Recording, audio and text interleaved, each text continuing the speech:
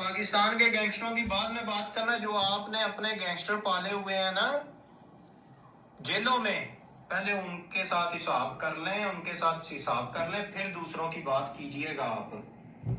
आप अपने गैंगस्टरों को पालते हैं, कनाडा जैसे मुल्क में जा। షహజాద్ భట్టి ఏమంటున్నాడంటే ఈ బీజేపీ ప్రభుత్వం లేదా భారత ప్రభుత్వం అరెస్ట్ చేసినటువంటి వారు కేవలం 300 మంది సీజేపీ వాళ్ళే, ఇంకా మాకు చెందినటువంటి వాళ్ళు 3000 మంది ఇంకా యాక్టివ్గా ఉన్నారు, వాళ్ళు ఏ క్షణం ఏదైనా చేయొచ్చు అని భయం కలిగేటటువంటి మాటలు మాట్లాడుతున్నాడు. ఇంకా 3000 మంది యాక్టివ్గా ఉన్నారని చెప్పి భారత్ని భయపెట్టే ప్రయత్నాలు చేస్తున్నాడు. దీనికి భారత ప్రభుత్వం ఏం చేస్తుంది, వెంటనే నిఘా పెంచేసి సెక్యూరిటీ ఫోర్స్ని పెంచుతుంది. దీనివల్ల ఖర్చు ఎక్కువ ఉంటుంది, అది కూడా భారతదేశానికి తన యొక్క ఖజానాన్ని కోల్పోవడానికి అవకాశం ఉంటుంది.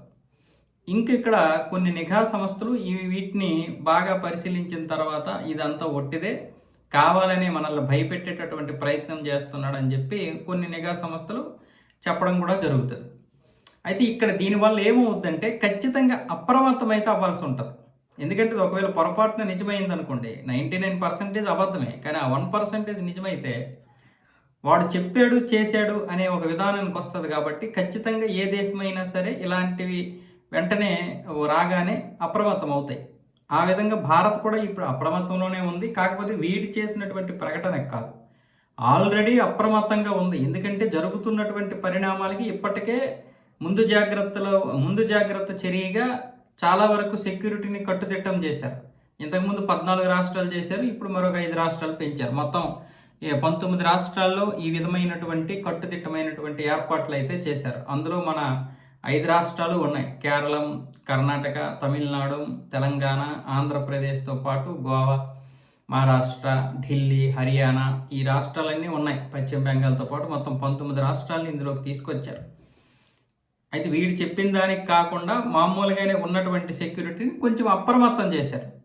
ఇంకా ఎవడైనా దొరుకుతాడా ఏమని చెప్పి 253 మందిని అరెస్ట్ చేశారు కదా, అందులో వాళ్ళు ఒక్కడ కూడా లేడు, అందరూ సీజేపీ వాళ్ళే ఉన్నారని చెప్తున్నాడు.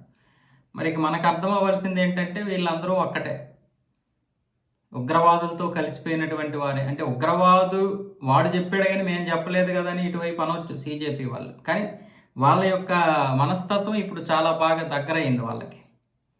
సీజేపీని నేను తప్పు పట్టట్లేదు, కానీ వాళ్ళ యొక్క సిద్ధాంతాలు కనుక జాతీయ భావజాలానికి దూరంగా ఉంటే, కేవలం బీజేపీ మీద మాత్రమే టార్గెట్ చేయడానికి వస్తే ఎవడైనా సరే ఎక్కువ రోజులైతే మనలేడు.